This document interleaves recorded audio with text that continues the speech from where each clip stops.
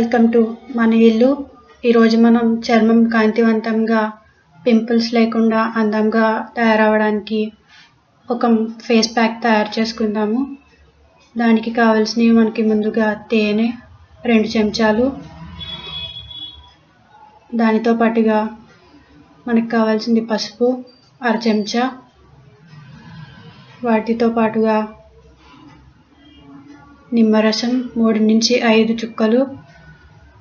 దానిని బాగా కలుపుకోవాలి. కలుపుకున్న తర్వాత ఫేస్కి బాగా పట్టించాలి. దానిని అరగంట సేపు ఉంచాలి. అరగంట తర్వాత ఫేస్ కడుక్కుంటే చాలా అందంగా ఉంటుంది. స్కిన్ బాగా మెరుస్తూ ఉంటుంది. దీన్ని వారానికి 2-3 సార్లు చేస్తే నెల తర్వాత మీరే ఫలితం చూడవచ్చు. ట్రై చేసి చెప్పండి.